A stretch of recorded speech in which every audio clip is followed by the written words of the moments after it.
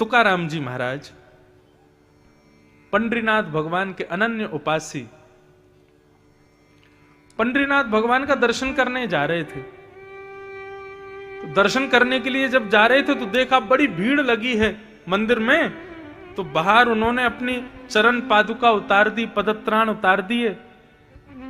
अब चरण पादुका उतार करके जैसे ही लाइन में लगे दर्शन की में, तो बार बार उनकी दृष्टि जावे, मेरी चप्पल कोई ले तो नहीं जाएगा, मेरी पादुका कोई उठा तो नहीं ले जाएगा, अरे मेरी चप्पल ठीक है कि नहीं है।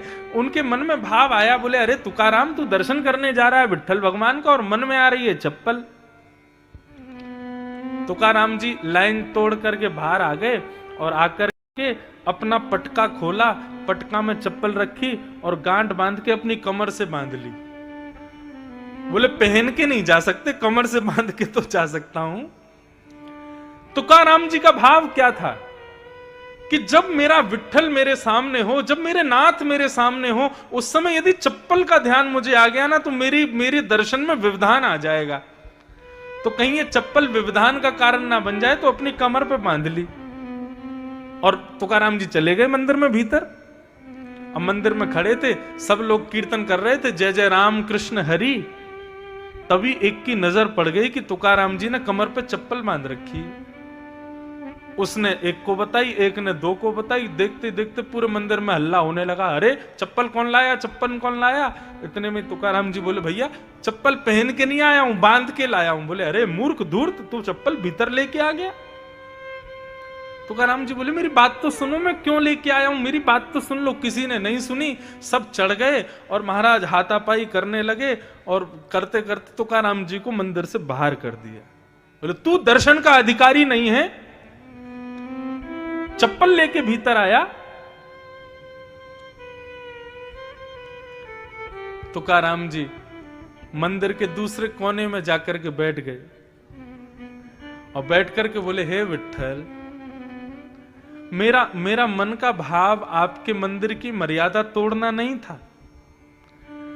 मुझे ऐसा भी नहीं कि चप्पल के प्रति मेरी बहुत आसक्ति है। मेरा मन ही दूषित है कि मैं मंदिर में जा रहा था तो बार बार चप्पल की स्मृति हो रही थी। तो मैंने तो केवल इसलिए यह किया था कि आपका दर्शन करने जब मैं सामने आपके खड़ा हूं उस समय मेरी चप्पल का स्मृति मेरे अंदर ना आ जाए, इसलिए मैंने कमर से बांध ली थी। हे नाथ, यदि मुझसे अपराध हुआ हो तो क्षमा कर देना। हमेशा के लिए प्रतिबंध कर दिया कि आज के बाद तुम कभी विट्ठल भगवान के दर्शन नहीं कर पाओगे। तुकाराम जी रोने लगे और विट्ठल विट्ठल विट्ठल कहकर के जैसे ही रुदन किया, स्थिति ये हुई, सामने दर्शनार्थी खड़े थे, लाखों की तादाद में भीड़ खड़ी थी, लेकिन पंडरीनाथ भगवान ने अपना मुख उस तरफ मोड़ लिया जहां तुकाराम जी बैठे थे। अपना मुख ही मोड़ लिया, मंदिर का द्वार ही मोड़ दिया।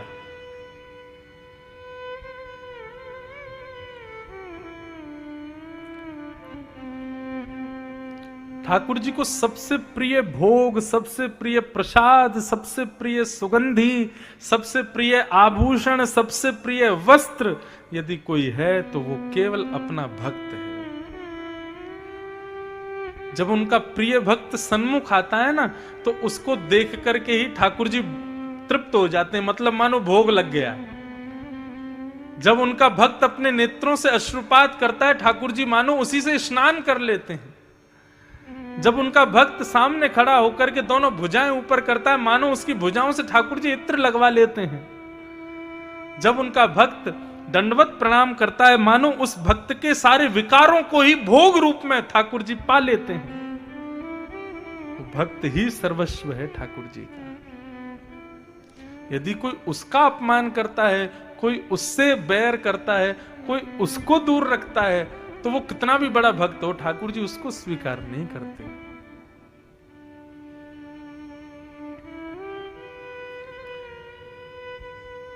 अब ये पद गाने से मैं रुक नहीं पा रहा हूं, गा ही देता हूं। ठाकुर जी किसको अपनाते हैं?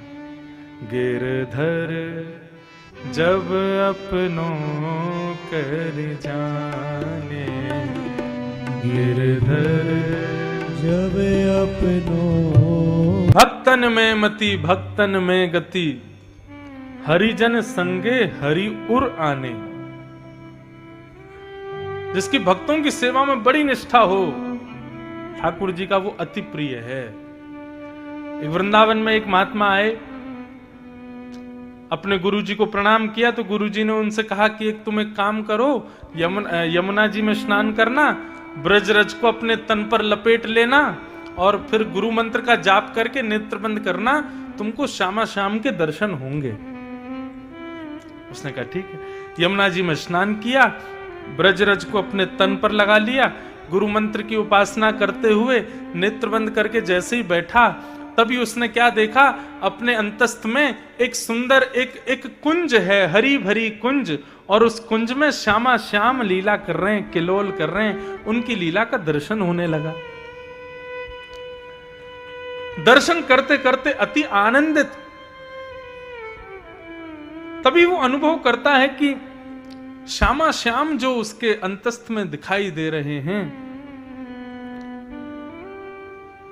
वो एक लीला करते हैं जिस लीला से उस भक्त को थोड़ी हंसी आने लगती है, थोड़ा आनंद आने लगता है। बहुत सावधानी से सुनिएगा।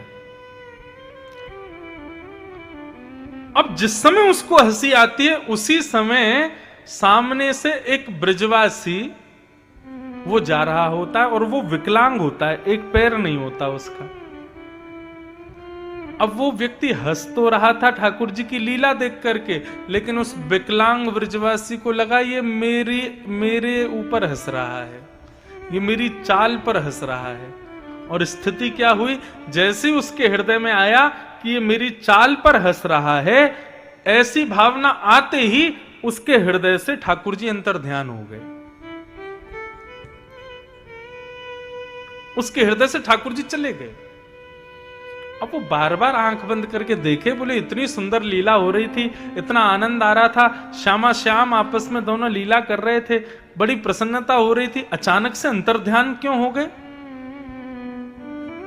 नहीं समझ पाया। उसने फिर से जमुना स्नान किया, फिर ब्रजरज को तन से लगाया, गुरु मंत्र की माला जप करके फिर नेत्र बंद किए।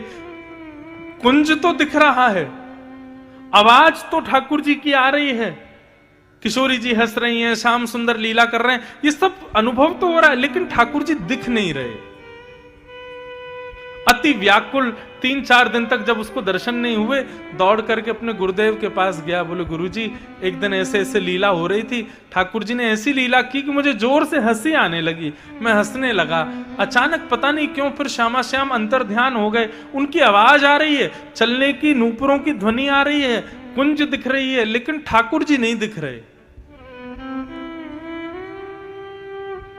गुरुदेव मुस्कुराए और बोले, तुमसे कोई भक्त अपराध तो नहीं हुआ?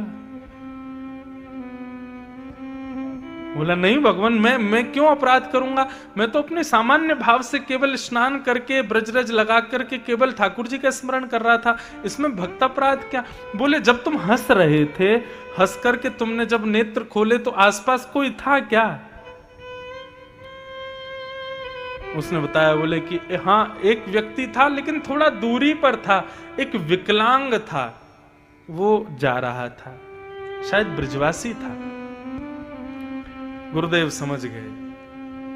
बोले बेटा, तुम हंस रहे थे ठाकुर जी की लीला देख करके, लेकिन उसको लगा तुम उसकी दुर्बलता पे हंस रहे हो, और इसी भक्त अपराध की वजह से ठाकुर जी तुम्हारे हृदय को छोड़ के चले गए। अब आप विचार करो, जानबूझ के भक्त अपराध करने का तो जाने क्या ही फल देंगे ठाकुर जी, बिना जानबूझ के किया तो ठाकुर जी ने हृदय छोड़ दिया उसका।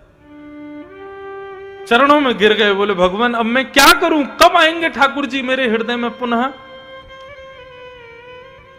महात्मा ने बताया, बेटा बहुत लंबा अब कार्य तुझको करना पड़ेगा। बोले क्या? बोले 1 महीना पर्यंत वृंदावन की परिक्रमा में बैठ करके जितने लोग वहां से गुजरे सबसे प्रणाम करके सबसे क्षमा मांगना, चाहे कोई भी हो, वृंदावन की परिक्रमा दे रहा हो कोई भी व्यक्ति भक्त यहां से निकले तुम्हारे सामने से, उसको प्रणाम करना, कान पकड़ के क्षमा मांगना कि मुझे क्षमा कर दो। जब इस प्रकार 1 महीना पर्यंत तुम समस्त ब्रजवासियों से क्षमा मांगोगे, तब ठाकुर जी तुम्हारे हृदय में आएंगे। आप ठाकुर जी का भोग लगा रहे हो, नमक मिर्च दाल में ज्यादा पड़ गई, ठाकुर जी उसको सहन कर लेंगे।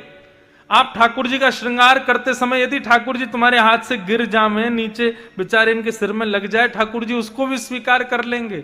भरी ठंडी में ठंडे पानी में से नहला दोगे, ठाकुर जी स्वीकार कर लेंगे।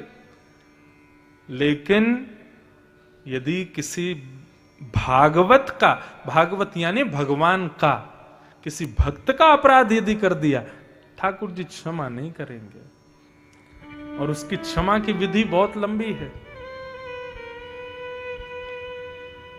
इसलिए बंधुओं, ठाकुर जी ने तुमको स्वीकार किया है। ये कब जानो? कथा में और भगवान के भक्तों में जब रति हो जाए तो समझना ठाकुर जी ने स्वीकार किया है।